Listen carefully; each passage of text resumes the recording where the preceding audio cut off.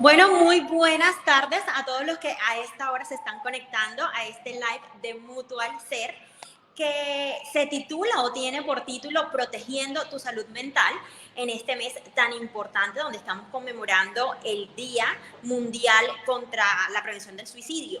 Entonces, agradecerles sobremanera que estén conectándose en este live, poniéndose en sintonía, siéntense, pónganse cómodos porque va a ser una horita que vamos a estar aquí compartiendo y aprendiendo muchísimo de todos.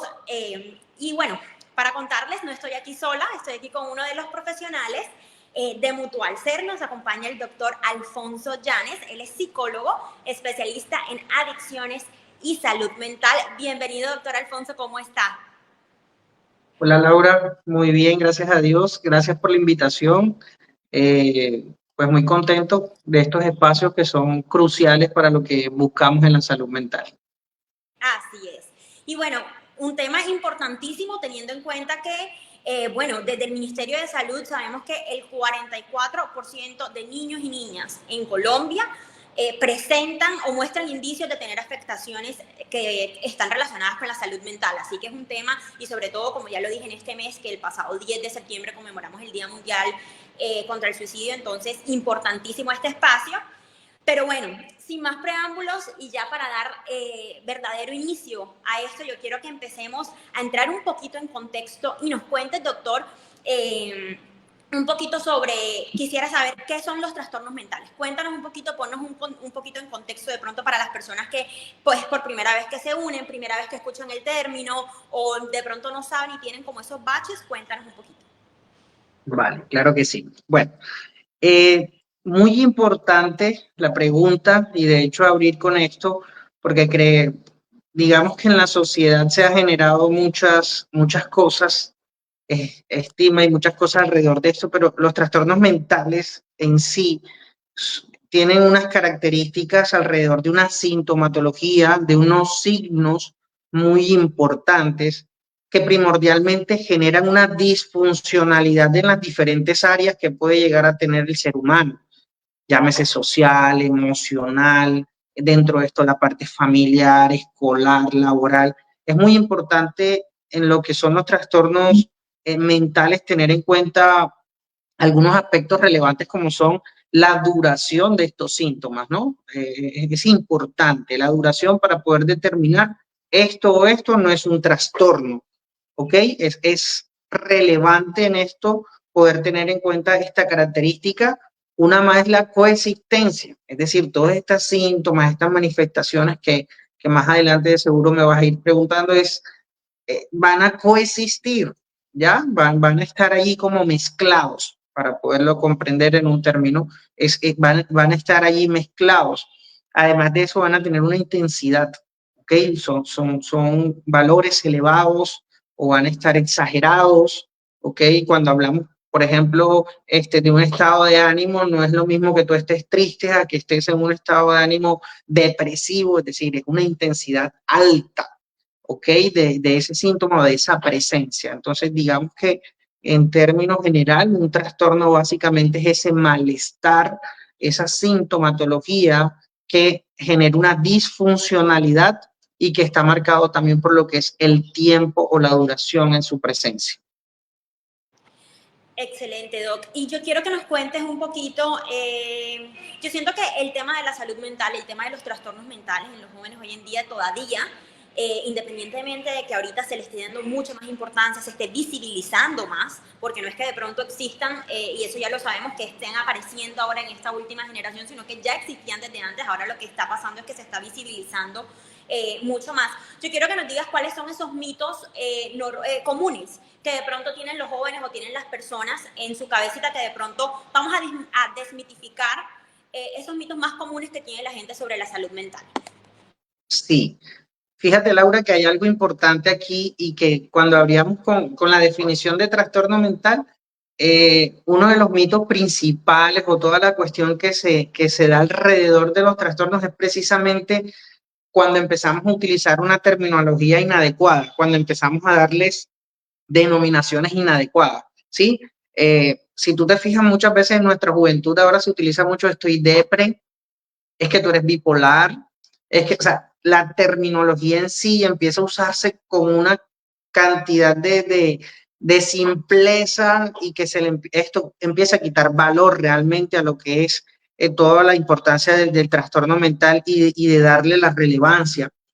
Y de los mitos principales, incluso entre los jóvenes, es que el poder padecer o al menos pensar en la posibilidad de tener una cuestión de estas me va a colocar en una situación de vulnerabilidad, de fragilidad o de debilidad frente al igual, ¿no? O sea, como si padecer de alguna, llámese trastorno, llámese un síndrome, llámese cualquier situación, así sea un mero síntoma, va a generar el hecho de que este joven que está regido por una presión social sienta que manifestarlo lo va a colocar en una situación de vulneración. Pienso que es uno de los mitos que debemos derrotar, que debemos tumbar, porque muchas veces es lo que hace que el joven también se quede callado muchas veces, ¿sí? Entonces, el poder contar me va a colocar frente a las denominaciones que hacemos, ¿no? En la jerga, ¿no? Soy loco, soy una loca, entonces, básicamente es una de las cosas que debemos empezar a tirar, como lo decimos. Las redes sociales también han empezado, tienen un pro, pero también tienen un contra cuando se le empieza a dar, y vuelvo y utilizo esto, lo simplista dentro de esto, cuando lo empezamos a hacer moda. De hecho, hay una situación ahora que a pesar de que se está visibilizando los trastornos mentales y todas las existencias y algunas denominaciones, también se está normalizando el hecho de que padecerlo es una moda. Entonces, si un influencer se fue y se metió y se internó, pero solo duró 2 semanas, wow, qué valiente eres, pero realmente no hay un tratamiento de trasfondo, creemos que esto es algo pasajero, que esto es algo chévere, que lo podemos. Entonces, hay que saber cómo utilizar esto, porque también es un mito de que esto es fácil de salir o que es fácil de poder encararlo. O de pronto esa misconcepción que se tiene de que de pronto es algo que se quita de un día para otro y es algo de lo que tenemos que estar bastante pendiente. Yo quiero que la siguiente pregunta la enfoquemos un poquito a esos trastornos más comunes que están padeciendo hoy en día niños, niñas, jóvenes. De hecho, ya tenemos personas conectadas que nos están haciendo preguntas, nos están preguntando mucho. Sobre todo, Javier Mauricio nos pregunta, doctor, ¿puede hablar un poquito de la depresión infantil? Entonces yo quiero que nos cuentes un poquito desde esa perspectiva, ¿cuáles son esos tipos de trastornos? ¿Cuáles son los más comunes? Bueno, vale.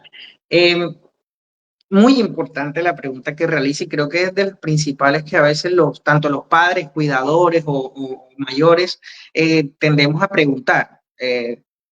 Para responder primero la pregunta que tú me elaboras de los trastornos principales, pues hay muchos, pero en mi concepto a nivel profesional hay dos relevantes que son todos los trastornos relacionados con el estado de ánimo, ahí ingresa la depresión, unipolar, bipolar, ¿de acuerdo? Los trastornos de ansiedad, ¿de acuerdo?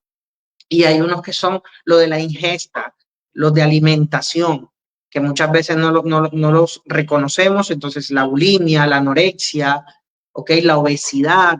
Estos trastornos son importantes. Las adicciones no las podemos dejar de lado. Entonces, digamos que para responder tu pregunta inicial y que es muy importante y no solo centrarme a lo que vamos a pasar, que es la pregunta del compañero, es bueno, Javier, la depresión infantil es bastante compleja porque hay algo que se denomina la depresión enmascarada. Si hablamos de una depresión infantil, vemos un niño que puede reír, puede jugar, puede saltar. A veces nos hemos creado en la cabeza que la depresión necesariamente va acompañado de este estado de ánimo bajo. En los niños no se presenta siempre de esta forma. Puedes ver un niño que se está comportando de cierta manera aparentemente normal, ¿ok? Porque el cambio no es de golpe ni es significativo, pero sí es importante empezar a determinar que van a haber modificaciones en la normalidad del niño, ¿ok? Esto se basa en no generalizar. Muchas veces queremos ver depresión infantil, estos son nuestros criterios, pero no nos basamos en algo tan plano, sino cómo es mi hijo, cómo es mi hija, cómo es mi sobrino, cómo es el niño o la niña a la cual estamos de pronto frente a qué puede estar padeciendo. Si es un niño activo y de repente empieza a bajar, veo que realmente se empieza a tener ese estado de ánimo un poco más bajo, se empieza a tener preocupaciones excesivas para la edad, cuando vemos que este es un niño que empieza a tener problemas para alimentarse, en el colegio nos empiezan a poner quejas, y ese es el más común, pero cuando hay un niño que normalmente es tranquilo y de repente empezamos a ver que presenta episodios de agresividad, que de repente empezamos un niño que está mucho más activo de lo normal, cuando empezamos a ver esos cambios en la personalidad y que generan una disfunción en el niño, podemos estar frente a una posible depresión infantil, que debe ser determinada obviamente por un profesional y posterior a una valoración o una evaluación de intervención con cada niño como tal. Así es. Bueno, Doc, yo quiero que empecemos a hablar ahora un poquito sobre, de pronto ya hablamos sobre qué son los trastornos, ya hablamos cuáles son los más comunes, tocamos un tema bastante importante sobre la depresión infantil. Pero yo quiero que cuenten un poquito sobre los trastornos mentales y cuáles pueden ser las posibles causas. Si de pronto hemos notado que un familiar cercano, si de pronto hemos identificado ya estos síntomas, estos signos en personas allegadas a nosotros, cuéntanos un poquito cuáles pueden ser estas posibles causas de trastornos mentales. Vale, listo. Bueno, en esta pregunta quiero hacer también una aclaración. Por ejemplo, en el caso, pues hemos venido hasta aquí, lo enfocamos en esa edad entre la infancia y la adolescencia. Hay una serie de situaciones que puede confundirnos en el que de pronto pueda o no tener un trastorno. Por ejemplo, en la adolescencia, el adolescente en sí puede tener estados de ánimo bajo, puede haber ensimismamiento, estar encerrado en su habitación, y esto podemos llegar a confundirlo con trastornos, ¿de acuerdo? Es importante tener esta parte en cuenta, porque cuando empieza a describir ciertas cosas, de pronto también nos podemos confundir, pero quiero que tengamos en cuenta que el adolescente, por ejemplo, en el caso del adolescente, vive unas crisis propias de su adolescencia y que eventualmente se va a describir en una sintomatología. Entonces, quería hacer esa aclaración con relación a esa edad precisamente. Ya en cuanto a lo que son las causas o lo que pueden ser unos predisponentes, nosotros hablamos de unos factores predisponentes que te pueden colocar como tal en una situación de riesgo que puedes padecer un trastorno mental con mayor probabilidad que otra persona.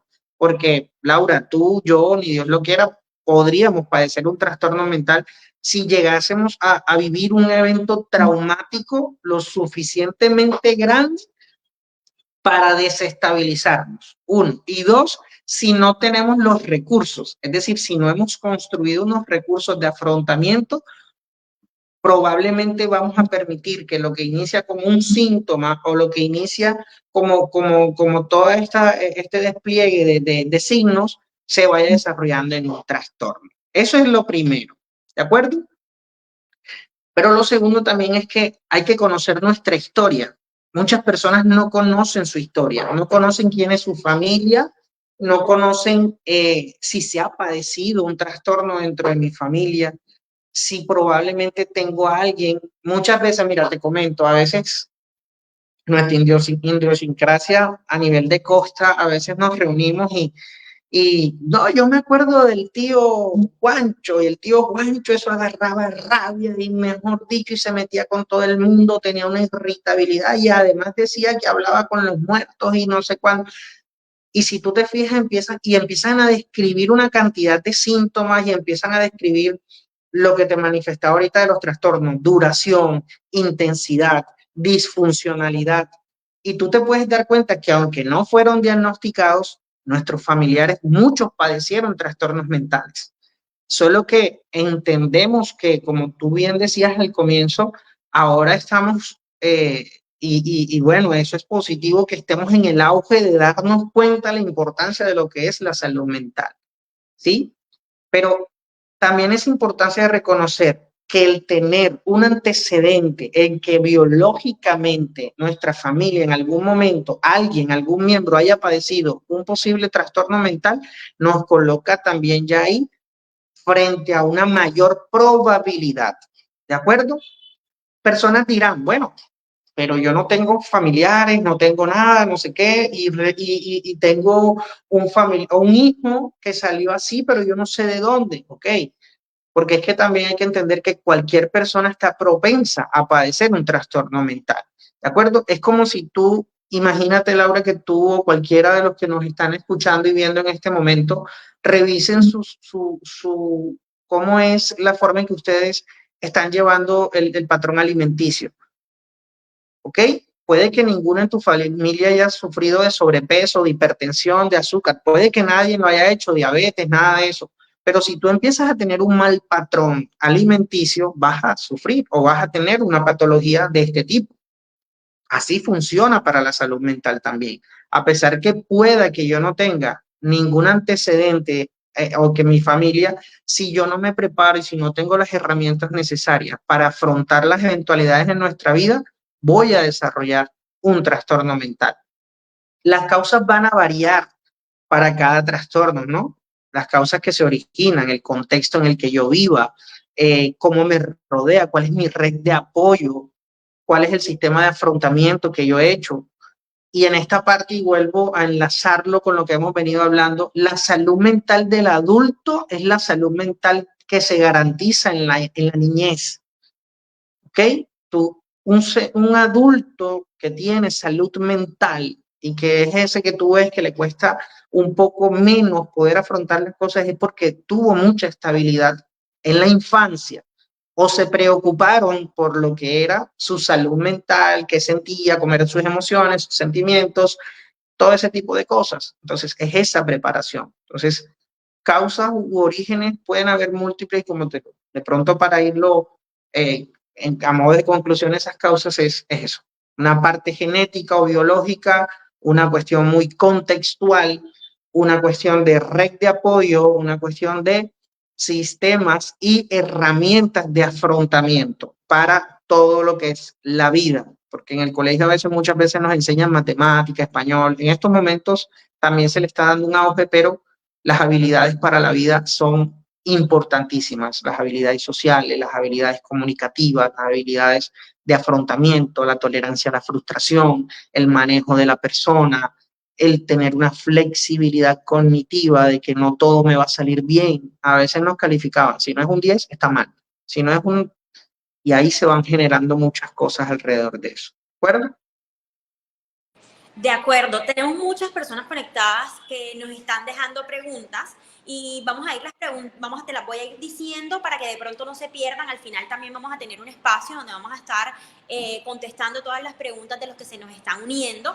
Y por aquí Lauri González nos pregunta, hablando desde la desmitificación de temas de trastornos mentales, ¿cómo podemos evitar el mal uso de términos de moda sobre la salud mental? Lo que tú estabas hablando de que de pronto la gente piensa que está de moda tener un trastorno, sufrir un trastorno mental. ¿Cómo podemos abordar ese tema? Vale, listo. Bueno, importante la pregunta y todo va en espacios como este, ¿sí? Es un primer paso, ¿ok? Formarse, el poder capacitarme, el poder determinar una formación, así sea básica, porque evidentemente, listo, los profesionales, obviamente debemos tener claro la terminología y qué se maneja, hay unas cuestiones mucho más técnicas, pero a las personas del común es importante no tragar entero, ¿ok? Se ha puesto, volvamos a usar el término de moda, simplemente asumir. Tú ves si nos salimos del contexto de salud mental, muchas veces tú estás en una red social y es como si vieras un corto de una entrevista y ya dices, luego con eso comentas donde tus compañeros, imagínate que tal artista dijo y hizo y pasó, y a partir de ahí desencadenas una cantidad de cosas sin siquiera ver la entrevista completa. Eso es lo que está pasando con la terminología en salud mental. Es que tengo la depre y eso ya se va instaurando como un término apropiado para poder referirme a una sensación de tristeza. Y eso me está impidiendo poder comunicarme con mayor efectividad. Porque cuando te digo cuando te digo, ay, tú sí eres bipolar, cuando te digo, ay, es que tengo un estrés al borde, ¿sí? Cuando yo empiezo a utilizar esa terminología, también empiezo a crear un pseudo lenguaje, es una cuestión propia entre, de pronto, pongámoslo, una población mucho más joven, ¿de acuerdo? En donde empiezan a enmarcar, pero sentirte depre es algo muy subjetivo y que al final yo preguntaría, ¿qué sientes? ¿Realmente es una depresión? ¿Realmente tu pensamiento es una visión de túnel? ¿Realmente tú sientes que no hay salida para nada? ¿Realmente tú sientes que no sirves o que no funcionas como persona? Entonces, es muy importante, va más de la subjetividad. Y espacios como este, por ejemplo, Lauri, que está preguntando, cuando ella salga de aquí, ella va a poder perder, va a perder, perdón, ese miedo o ese temor de poder expresar, mira, pero es que ese no es el término. Quizás estás triste o quizás te estás sintiendo un poco bajo de ánimo o realmente estás sintiendo algo más fuerte que eso y eso le va a ayudar a determinar, a poder ayudar, porque es que el riesgo de utilizar estos términos como moda es que se pierde la posibilidad de ayudar por normalizar estos estados. Entonces, para mí, un recurso es capacitarse, tomar con seriedad, poder ir más allá de lo que la moda me está ofreciendo y no sentirme cómodo con eso porque al final me va a terminar encubriendo cosas que un trastorno no aparece de la nada, va progresando. ¿De acuerdo? De acuerdo. Bueno, hablemos un poquito ahora antes de seguir. Nos están dejando bastantes preguntas, entonces vamos a seguir un momentico hablando, que seguro con las preguntas que yo voy a ir haciendo podemos ir contestando todos esos interrogantes que nos están dejando las personas que se nos están uniendo, quienes se acaban de unir o quienes se unieron hace 5 minutitos. Les agradecemos estar nuevamente en este espacio donde estamos abordando temas tan importantes como la salud mental en nuestros jóvenes, niños, niñas, adultos. Bueno, hablemos un poquito del impacto que tiene el sufrir estos trastornos, el estar desarrollando estos trastornos en la vida diaria. Y eso se apega a cómo se ve afectada la vida de un joven hoy en día, o de un joven, de un niño, de un adulto, cuando tienen estos trastornos o cuando se les están presentando estos trastornos. Y no solamente, digamos, en su vida personal, sino también en la vida laboral, que esa es una de las bastantes preguntas que nos han hecho. Eh, Sobre cómo tratar este tipo de trastornos asociados también al estrés laboral, cómo nos está impactando hoy en día en nuestra vida. Bueno, creo que a partir de lo que fue la pandemia, la gente dicen que no hay mal que por bien no venga, ¿de acuerdo? Y a partir de ahí, las personas se toparon con el hecho de ponerse frente a su realidad, porque ocurre algo con los trastornos mentales, Laura, que hay un tiempo en el que puedo evadirlo, evitarlo, negarlo o minimizarlo. Entonces, tú ves mucha gente ocupada, acelerada, y no te estoy hablando solo de adultos trabajando, sino de niños en múltiples actividades, ¿ok? No está mal, muchos padres dicen, mételo a piscina, mételo a esto, mételo allá, mételo acá, mételo, o sea, y tú ves un niño con una agenda más apretada que tú y que yo, que podemos tener una jornada laboral, o sea, tú ves y tú dices, un niño con esa cantidad de cosas, ves un adulto con esa cantidad de cosas. Todas estas personas cuando llegó la pandemia, ¿sabes qué pasó? Se encontraron cara a cara, no podían salir, no se podían ir. El padre que no había sido padre le tocó serlo. La madre que tenía problemas con el esposo, pero cuando el esposo se iba a trabajar ni se entendían, se tenían que ver las caras y resolver los conflictos, porque si no era un desastre. Y esto empezó a desencadenar una cantidad de cosas. A partir de ese momento, tú te percatas de las consecuencias que tiene y de lo importante que es la salud mental. A partir de ahí es que ha venido todo ese boom o auge que los que trabajamos en esto, ¿de acuerdo? Valoramos hasta cierto punto, porque ojalá no hubiese sido necesario ese momento, porque muchas personas se desestabilizaron desde allí. Desde allí hubo una desestabilización. ¿Por qué? Porque es más fácil salir, irte al Buenavista a comprar una blusa que pagar una sesión de psicología. Porque cuando te compras una blusa, tú dices, todo el mundo te va a decir, wow, Laura, qué linda te ves, qué blusa tan hermosa. Y en el momento te sentiste bien. Pero si tú dices que estás yendo al psicólogo, te van a decir, Laura, estás loca. ¿Qué te está pasando? Pero mira, afronta la vida. Plata, págame esa plata a mí, que yo te escucho, yo te ayudo. Sí, Literal. Sí, porque todos tenemos, en la más famosa es la tía psicóloga. En todas las familias hay una tía que dice, yo no tengo el título, pero yo soy más psicólogo que los psicólogos. Ok, entonces, cuando me hablas de ese impacto y que me remito a esa época, porque aún sigue evidenciándose, mucha gente incluso perdió trabajo, perdió su vida, y no por la pandemia.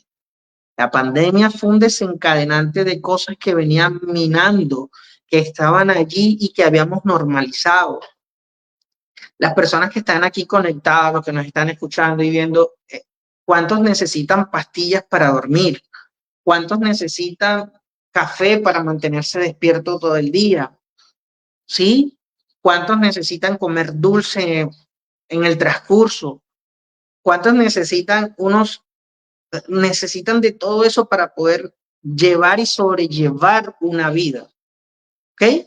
Entonces, el impacto de un trastorno mental mal tratado y mal llevado es lo más grande que puede existir. No es el trastorno mental en sí, es su tratamiento inadecuado.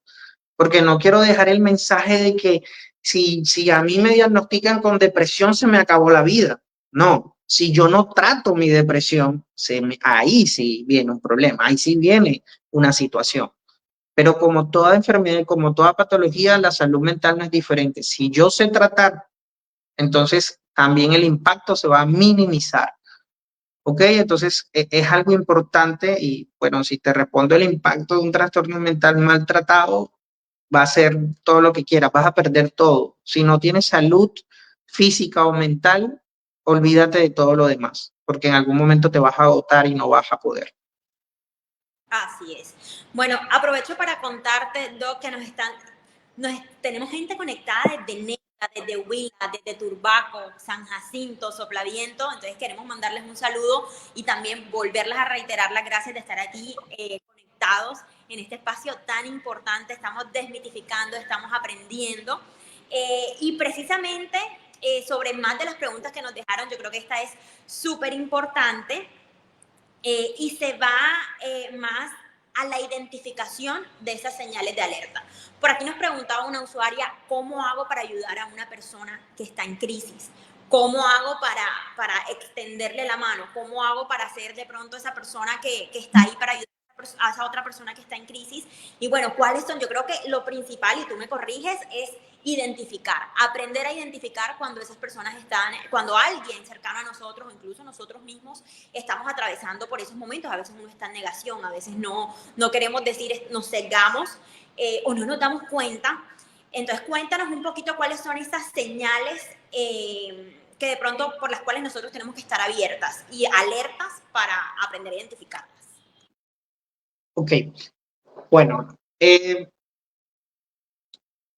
lo que tú acabas de decir es muy cierto. Tengo que saber qué es, o sea, identificar es lo primero. Y volvemos al mismo punto de podernos formar, y no solo con nosotros, sino también empezar con los profesionales, no solo como que voy a hacer una búsqueda en Google, porque cuando vienes a ver, toda tu familia está en crisis y terminas de una u otra forma internándola, ¿no?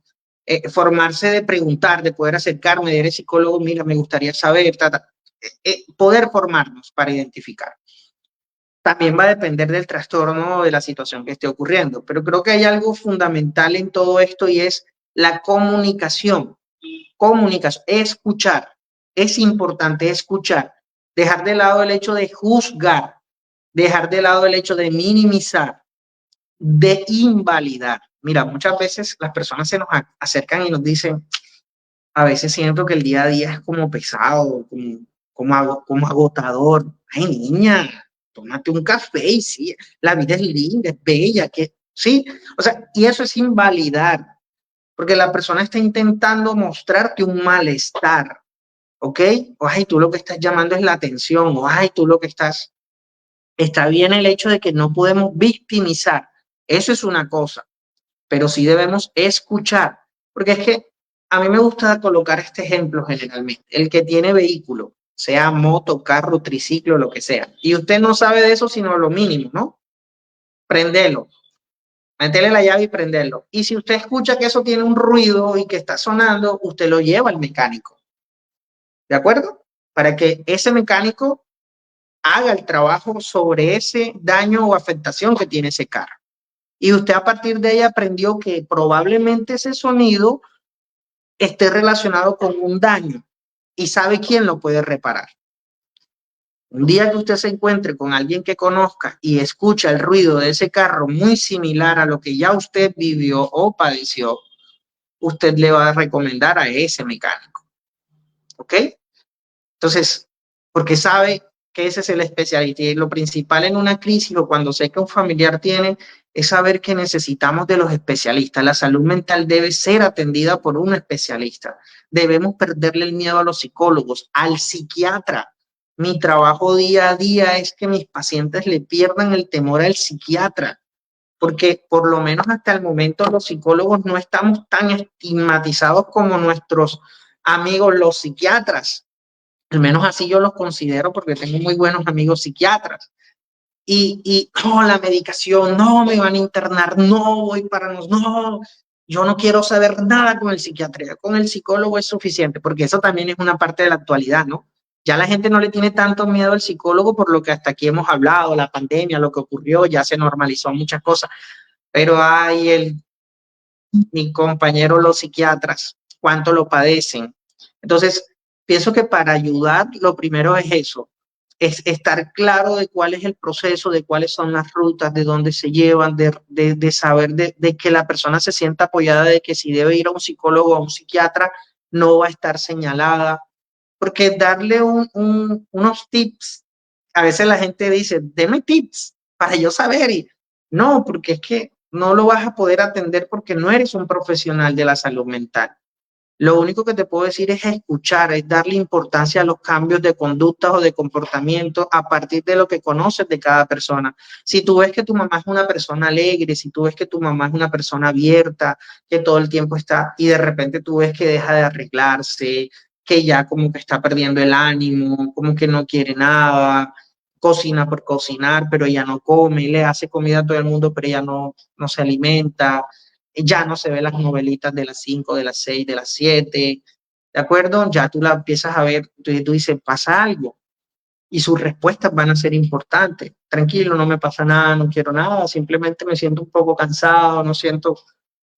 Ahí es la importancia de poder acompañar, ¿ok? Porque decir, vamos a encontrar, mira, si determinas esto y esto, hagámoslo. No, estar muy pendiente y escuchar principalmente. Y si creemos que hay algo, es mejor la duda, acabarla, que quedarnos con ella y después arrepentirnos por no haber tomado una decisión. Y que sea el profesional el que determine si está o no un trastorno mental, por ejemplo, o simplemente es un problema de salud mental. Doc, por aquí José Reyes nos tiene una pregunta ahorita que estábamos hablando sobre todo este tema de aprender a identificar. Nos pregunta, ¿cómo puedo diferenciar un ataque de ansiedad de uno de pánico? Ok. El ataque de ansiedad y de pánico están estrechamente relacionados. Y lo primero que hay que saber aquí, para ambos casos, y que ustedes deben identificar, es que son manifestaciones realmente de no poder detener el pensamiento. ¿Ok? En la ansiedad hay una manifestación física. En estos ataques de ansiedad hay una manifestación física en donde se puede presentar sudoraciones, ataques, aceleración cardíaca, recuerdo sudoración, como si me fuera a desvanecer, y es una cuestión muy física, muy física, es muy interna, es una cuestión demasiado, y en el ataque de pánico hay un descontrol absoluto, es un poco más elevado, por decirlo de alguna forma, ¿de acuerdo? Y a veces muy específico. Digamos que decirte y marcarte una diferencia va a radicar directamente en ese contenido del pensamiento que puede tener el sujeto. Generalmente cuando la persona me llega con ansiedad o con estos famosos ataques de pánico, recomiendo que puedan empezar a trabajar lo que son los pensamientos. Es más fácil para ti identificar y lo podemos hacer nosotros que somos los que estamos interactuando. Si yo te pregunto, Laura, ¿te duele el brazo derecho? ¿Dónde te duele? Si yo te pregunto, si es el brazo derecho, ¿dónde te duele?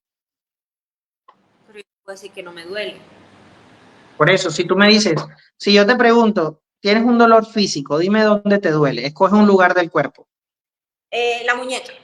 Ok, te duele la muñeca. Y llegas donde el médico y dices, doctor, me duele la muñeca. ¿De acuerdo?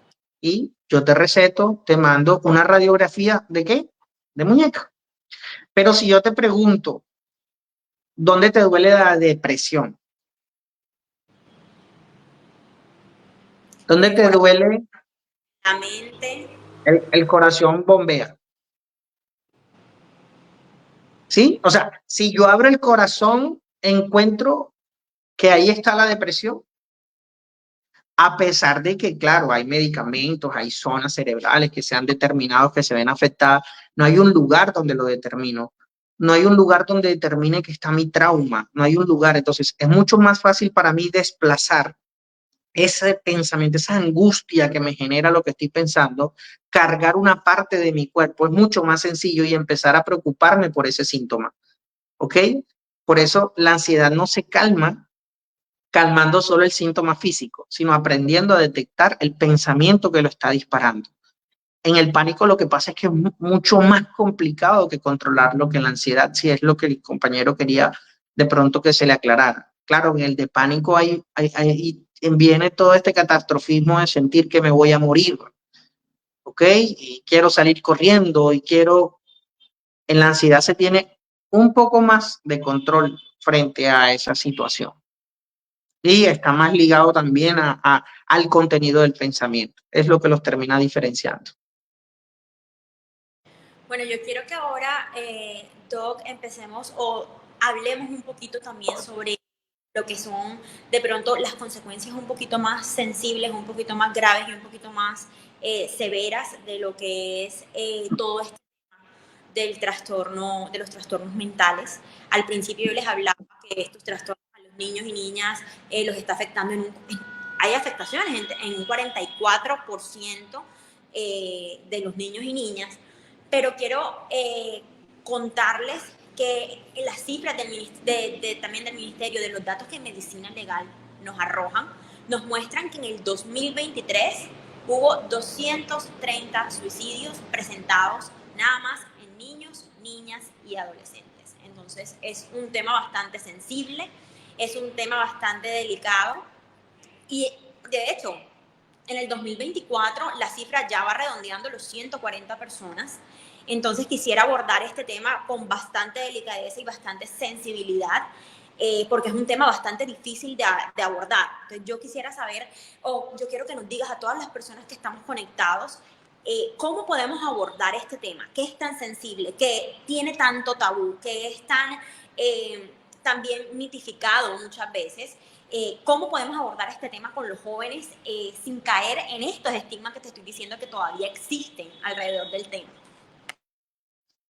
Bueno, aquí es importante y me gusta mucho la pregunta porque, mira, a veces los padres nos quedamos en el hecho de esperar que llegue el momento. Voy a esperar que mi hijo sea adolescente para hablar de ciertas cosas. ¿Ok? Al que todavía no tiene un hijo adolescente, porque con esto tampoco voy a desahuciar a los padres que tienen un chico adolescente, ni que se vayan a sentir culpables. Pero aquel que esté aquí presente y que aún no tiene el chico adolescente, o la chica adolescente, pero tiene hijos que están en ese proceso de crecimiento, es importante entender que es mejor hacer el sistema de prevención. Usted no va a tener un hijo que quiera hablar con usted cuando no lo escucha y le genera ese hábito de escucha en la infancia. ¿Ok? Y sé que esta parte es importante. No garantiza que en la adolescencia el hijo vaya a hablar, pero es mucho más fácil conocerlo y saber qué tengo que hacer. ¿Sí? que a un hijo o una hija a la cual incluso desde pequeño no he tenido interés por cómo se siente, qué estás experimentando, qué estás viviendo, ¿ok? En cuanto a lo que es abordar la temática de suicidio y cualquier temática, porque aquí hay que redondear, a veces, y es muy importante, no voy a quitarle el valor a las jornadas que nosotros realizamos todos, porque me incluyo, cuando llegan estas fechas, sino es que entender que esta problemática del suicidio se da por una constelación, por un sistema que está alrededor, ¿ok? El suicidio es la conducta, es lo último en el proceso y es lo que más nos genera alarma, porque sin vida pues ya no podemos tener una solución, ¿de acuerdo? Pero para llegar al suicidio viene un proceso bien importante. Y por eso es cualquier temática con los hijos hay que aprender a no irse por las ramas. A veces los padres tienen temor de hablar de la sexualidad, de hablar de la vinculación, de hablar de sexualidad y no solo desde la parte, lo que más les acompleja es hablar desde la parte de órganos sexuales, de lo corpóreo, pero también está la sexualidad desde la vinculación, de cómo vas a interactuar con las personas que te gustan, de qué estás sintiendo, de qué estás experimentando. Entonces, lo importante es que sea una cuestión directa. Hablar de suicidio no va a hacer que tu hijo o tu hija se suicide, no lo va a hacer. Es como si yo decir, yo voy a hablar con mis hijos de lo que son las sustancias psicoactivas o las drogas y mi hijo va a empezar a consumir sustancias. ¿Ok? Eso no funciona así. Y entonces en esta parte del suicidio lo importante, ¿qué deben tener los padres? Lo primero, quienes no tengan adolescentes aún vayan entrenándolo, vayan poniéndole las cosas difíciles también. Tolerancia a la frustración. La poca tolerancia a la frustración es uno de los componentes centrales dentro de lo que ha ocurrido en todo lo que son las conductas suicidas. La conducta suicida no es solo el suicidio, está el intento suicida, están las autolesiones, está un suicidio no consumado y el suicidio en sí. Y todo esto básicamente parte también de esa baja tolerancia a la frustración. Padres que creemos que concediéndole todo a nuestros hijos van a estar felices, tranquilos, que si no salen del cuarto porque tienen el celular, el Play, la Xbox, todo el gamer, la cuestión, no va a pasar nada. Y ya ahora mismo un joven, un adolescente dentro de un cuarto va a China y regresa, ¿sí? O sea, es una cuestión compleja a partir de ahí. Entonces, debe haber tolerancia a la frustración. Y esto es garantizando que él pueda decir, hay una dificultad para yo poder acceder a ciertas cosas. Debo ganármela. A veces no voy a tener las cosas inmediatamente. Entonces, eso debo instaurarlo desde pequeño. Sentarnos. La importancia de una mesa en el hogar. Y de pronto muchos de los que están aquí dijeron, no creyeron que se iba a hablar o que esto iba a llegar a la mesa donde comemos. La mesa donde se come, se ha perdido eso. Y la mesa tiene un simbolismo, una simbología. Por eso es tan importante la ubicación. En estos tiempos no voy a hablar de que el padre es el que va en la cabeza y no, no. Pero si hablamos de que la persona que ocupa ese lugar es una persona que va a regular, que va a moderar la mesa. Puede ser el padre o puede ser la madre. Se pueden turnar. No hay ningún inconveniente. Pero la mesa al momento de comer es importante. Sin celulares, sin televisión, sin nada de esta cuestión. Porque justo cuando tú te reúnes en la mesa, es cuando tú vas a expresar qué estás viviendo, tu día, cómo te sentiste, qué pasó, qué me afectó. Es como un encuentro en la mañana, un encuentro a mediodía. Probablemente pueda que por los afanes del día a día no lo logre. El encuentro de la noche donde sabemos cómo está y nos va a permitir poder dialogar. A los padres que tienen adolescentes, ¿qué les recomiendo? Transmitir cariño a los hijos. Y esto es complicado porque el adolescente vive duelos. Llámese adolescente a esta persona que está entre los 13 y 19 años, porque hay que reconocer que a la adolescencia va hasta los 19, no es la típica adultez joven solamente, va hasta ahí, hasta los 19. Y resulta que viviendo todo este tipo de duelos, puedes encontrar que en esta edad son agresivos, negativos, te van a decir que te odian, te van a decir que, y el padre no sabe cómo reaccionar ante esto. Pero hay que ser empático, ojo, sin reforzar este tipo de conductas porque bien sabemos que no está bien, pero comprendiendo que muchas veces está saliendo de las manos del mismo adolescente, el no saber. Hay una transición, eres demasiado grande para ser niño, ¿verdad? Y demasiado pequeño para ser adulto. O sea, está en una transición tan traumática que es importante transmitir cariño y seguridad. Reconocerle que hay algo que puede estar fallando, pero le estoy transmitiendo, te quiero, te amo, tranquilo, sé que hay momentos en que va a ocurrir. Cuando un joven o una joven te dice te odio, está tratando de expresar. No digo que se lo aceptes, pero dale tiempo para que lo tramite y luego ese mismo joven se va a acercar y va a decir, no me autorregulé, no hice las cosas como correspondía, no pasó. Pero si un padre se va detrás a insultarlo en la misma forma cuando el adulto es uno, le vas a reforzar una idea que probablemente era pasajera, pero se la vas a terminar reforzando porque te está diciendo te odia, que no te quiere, que tal cuestión, y vienes tú y le sale con una cantidad de insultos igual al que está originando, generas que se refuerce esa idea. Entonces, muy importante toda esta parte. Ayudarlos a descargarse. Hay que ayudarlos a descargarse, a que aprendan a cómo salir de las cosas que no están siendo agradables.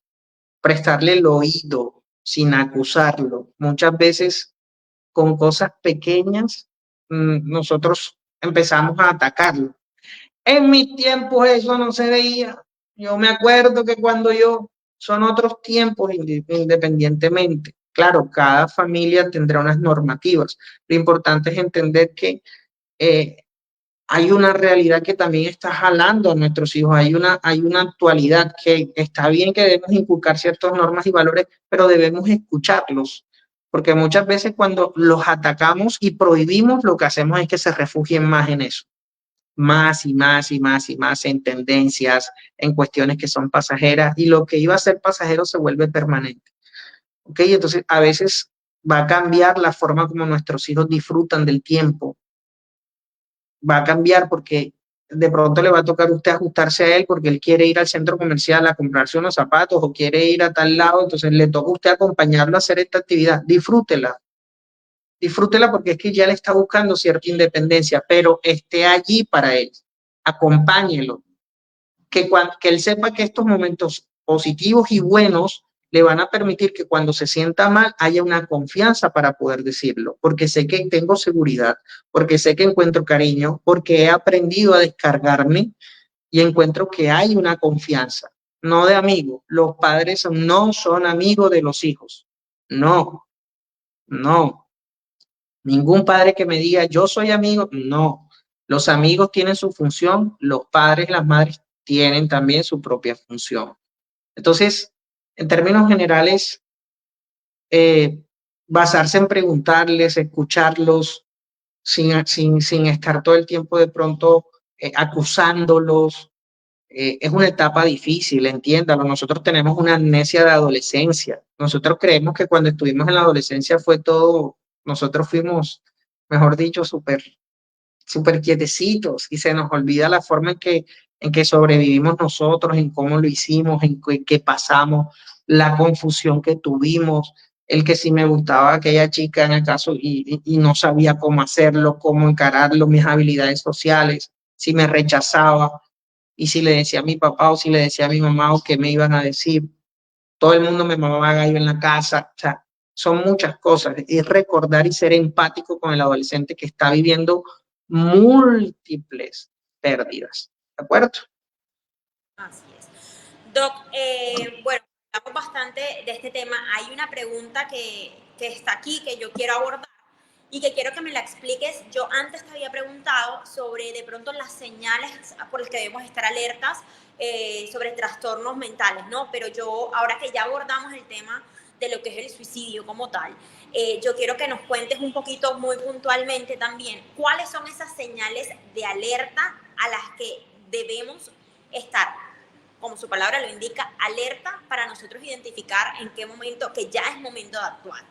Y de pronto, Ok. sí, para que no se confundan de pronto con las señales de las que ya estuvimos hablando anteriormente, de pronto de un trastorno de ansiedad, de un trastorno de depresión, o si de pronto es lo mismo. Vale. Importante para el suicidio. Hay tres cosas en el suicidio. La ideación suicida, la comunicación suicida y en la conducta suicida. ¿Ok? Tres elementos importantes. Voy a ser bien puntual aquí para que quede claro. Lo repito. Ideación suicida, comunicación suicida y conducta suicida. Tres elementos. La ideación es el contenido de nuestro pensamiento. ¿Ok? Pensar en que puede haber la posibilidad de morir. Lo pienso, solo lo estoy pensando. En ese momento puedo encontrar una persona distraída, que todo el tiempo está como ida, que todo el tiempo está como pensando en algo más, como que está en otra, ¿de acuerdo? Y es donde se empieza a procesar. ¿Qué pasaría si quiero morir? Quisiera no despertar más. Qué cansado me siento. Pero hasta ahí solo está en la cabeza del sujeto. ¿Ok? Pero luego viene la comunicación suicida, que es un punto medio entre la ideación y la conducta en sí. Dentro de la comunicación tenemos dos elementos, ¿ok? La amenaza suicida y el plan suicida. La amenaza pueda que en sí, y de hecho la comunicación en sí, pueda que no genere o que no sea, que no haya con seguridad de que se va a generar esa muerte y busca en sí una finalidad, una ganancia, alguna cuestión. Ojo que no estoy utilizando decir está llamando la atención. No, es igual de importante. La amenaza es como, por ejemplo, cuando te digo, a mí me gustaría, como dormirme y no levantarme más. Te lo expreso. Me siento tan cansado, Laura, que a veces quisiera como que yo cierre mis ojos en la noche y en la mañana ya no despertar más. Ay, a ver, ay, me dan como unas ganas de morirme, ¿sí? O sea, esa es la amenaza suicida. Y mira que hasta ahí no es que te esté amenazando con que, mira, me voy a matar, sino porque esa es una parte también de la amenaza suicida. Como por ejemplo aquella novia que le dice al novio, si me dejas, me mato. ¿Ok? Ahí hay una amenaza suicida. Claro que hay un componente manipulativo, claro, pero es que en una amenaza suicida no podemos nosotros decir no va a ocurrir, ¿sí? No va a ocurrir.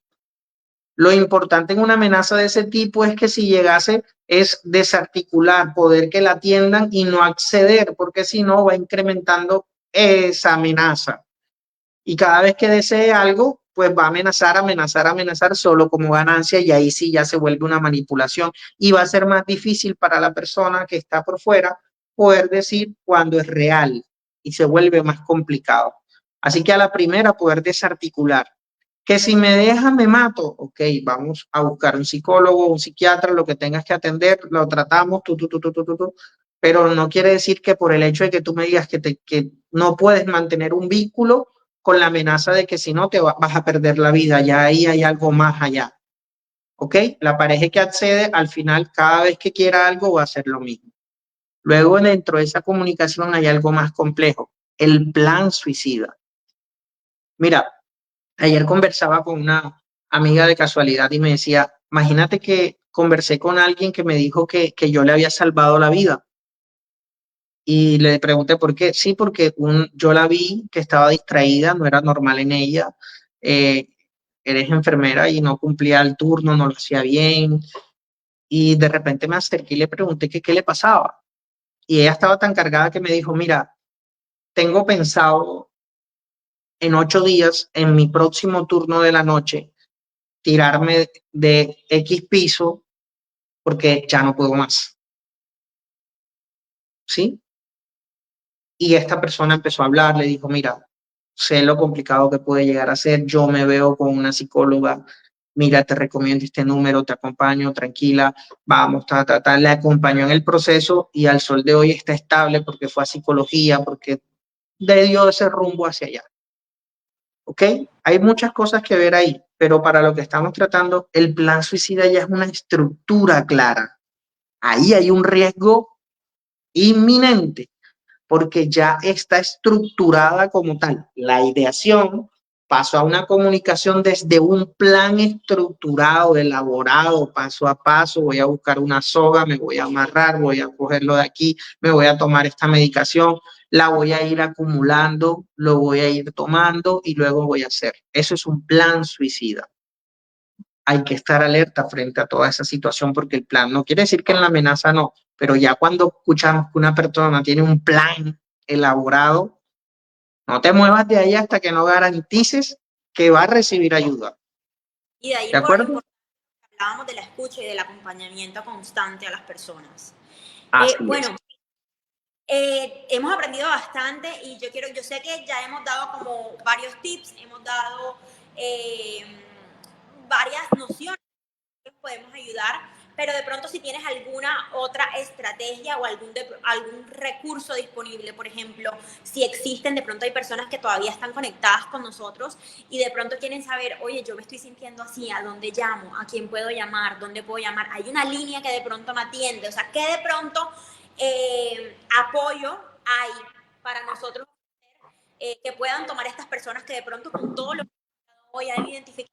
Mi hijo puede estar pasando por esto, mi vecino puede estar pasando por esto, mi hermano, mi primo, cualquier persona que los esté rodeando en este momento y que de pronto hayan identificado esas señales de alarma de las que hemos estado hablando, de pronto qué estrategia, qué de pronto sí podemos darle más allá, o de pronto si ya no las has mencionado, no las recuerdas, o si de pronto hay alguna otra que nos puedes regalar.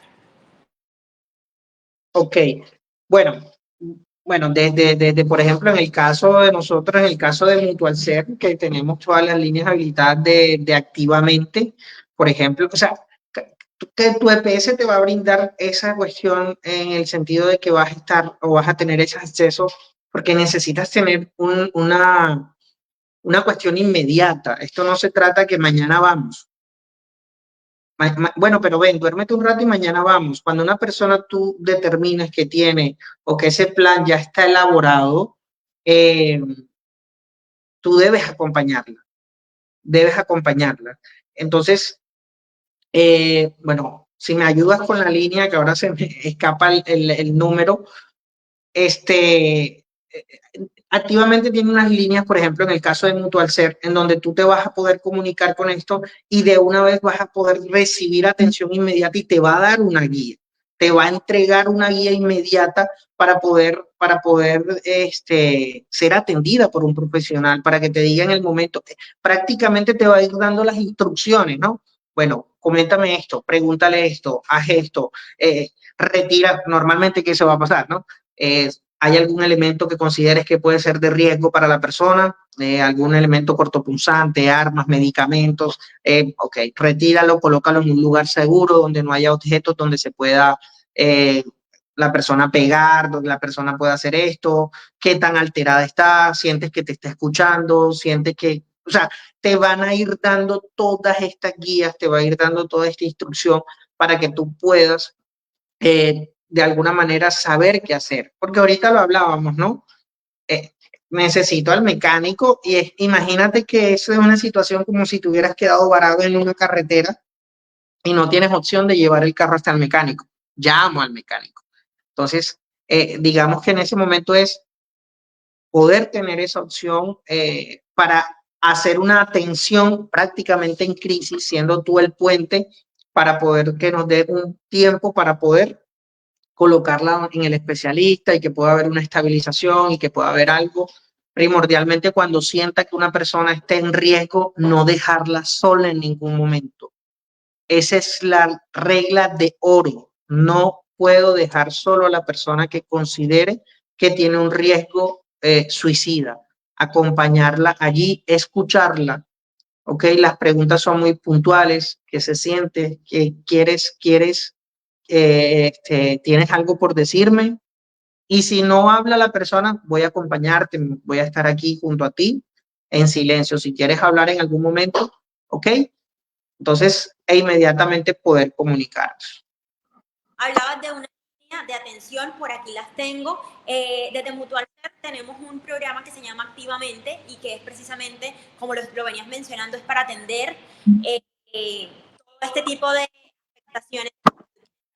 La línea para que tú te puedas comunicar es numeral desde un celular, es numeral 603, numeral 603, para que tú puedas comunicarte y empezar a tener ese acompañamiento que de pronto estás necesitando o que una persona está necesitando en este momento. Y desde líneas fijas se pueden comunicar al 018 1168882. Te lo voy a repetir por si de pronto hay alguien que me está escuchando y que de pronto dijo, ¿cuál es el número? 01882. Y el programa esta línea es una línea a las 24 horas para atender, digamos, todas estas afectaciones de salud mental.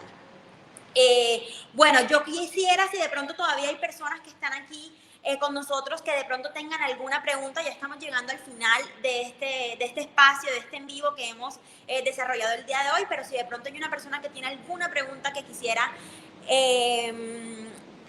saber o que de pronto quisiera preguntarle aquí al doctor Alfonso, este es el momento para que nos las hagan, nos las pueden dejar también en una cajita de preguntas de pronto, si de pronto quieren un poquito más, y estamos muy pendientes a recibir de pronto que alguna otra duda o que de pronto quieren saber.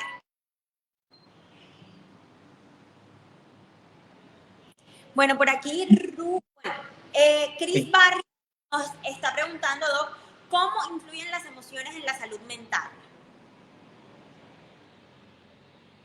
Pues las emociones lo son de todo en la salud mental, bueno, ocupa un gran porcentaje, y más que las emociones, el manejo que les damos, ¿de acuerdo? No existen emociones como normalmente acostumbramos, positivas ni negativas, o buenas o malas, sino que realmente son emociones que deben ser adaptativas dependiendo de la situación que estamos viviendo. Entonces, digamos que el manejar inadecuadamente una emoción es lo que realmente se empieza a ser relevante dentro de la salud mental, que como tal la emoción en sí. Entonces, digamos que para responder un poco la pregunta. Bueno, Ruth María Babilonia nos pregunta, ¿la depresión se manifiesta también cuando se entra en la menopausia o eso es hormonal nada más? Y si ya pasó la menopausia y después de pasar por este periodo se presenta, ¿puede ser algo más profundo en su mente? Pregunta Ruth. Ok. La menopausia, mira, ocurre algo en la adolescencia y también en la menopausia. Ok, tanto cuando inicia como cuando termina este proceso de la menstruación, hay duelos. Ok, y evidentemente ya médicamente, obviamente no voy a profundizar tanto porque evidentemente no voy a tener el manejo total de la parte hormonal, pero sí, claro que influye porque hay un cambio. Por eso le digo, en el proceso de la menstruación es tanto cuando inicia como cuando termina a nivel orgánico, ¿ok? Hay un cambio y que evidentemente va a producir también una modificación, por ejemplo, en nuestro estado de ánimo. Y entendiendo que la depresión también tiene un componente orgánico a nivel de neurotransmisores, hay un desbalance en cuanto a toda esta parte, que evidentemente al haber unos cambios hormonales por el proceso en sí de la menstruación y de la menopausia, se va a producir. Posterior a este tipo de procesos, lo que ocurre es evidentemente este duelo. Para las mujeres, incluso cuando se ingresa socialmente la menstruación, o sea, cuando llega el primer periodo menstrual, ahí pasaste de ser una niña a una mujer. Eso es un duelo. Eso es soltar, es dejar, todo este tipo de cosas. Y luego es cuando llegas a la menopausia y vives toda esta parte, es tu sexualidad, tu parte como mujer, tu parte reproductiva, tu parte, la juventud, que ya, o sea, muchas cosas alrededor que dependiendo el pensamiento y dependiendo la estructura de personalidad de cada quien, pueda que lo afecte y evidentemente hay probabilidades que pueda generar una depresión más allá de lo hormonal. Así es. Bueno, muchísimas gracias al doctor Alfonso. Muchísimas gracias a todas las personas que se siguen conectando y que nos acompañaron hasta ahora, que ya les anuncio que es el final de este espacio que hemos compartido con ustedes. Quiero saludar a Silvia Colón, que nos habla desde Lorica, Córdoba, Mauricio Gutiérrez, desde Bolívar Norte, que nos está acompañando aquí pegadito al live, Mariluis Palencia, desde Cincelejo también, Giovanni Luna, que también nos está acompañando. Muchísimas gracias a todos los que se conectaron, a todos los que permanecieron, a todos los que permanecieron también acá. Y por supuesto, muchísimas gracias al doctor Alfonso por guiarnos y por estar presente en este espacio tan educativo y tan valioso, y que ojalá podamos repetir muchísimo para que las personas se sigan educando, se sigan sensibilizando con estos temas que son tan importantes. Listo, Laura, sí, agradecerles a Mutualser como siempre por la invitación. Gracias a ti por las preguntas que realizaste, muy buenas para ir guiando lo que fue toda esta temática enriquecedora. Felicitar a las personas que se mantuvieron, que se conectaron, se mantuvieron y que preguntaron, porque es el primer paso y es lo que nosotros necesitamos, concientizar, sensibilizar y que haya mucho más conocimiento de la salud mental.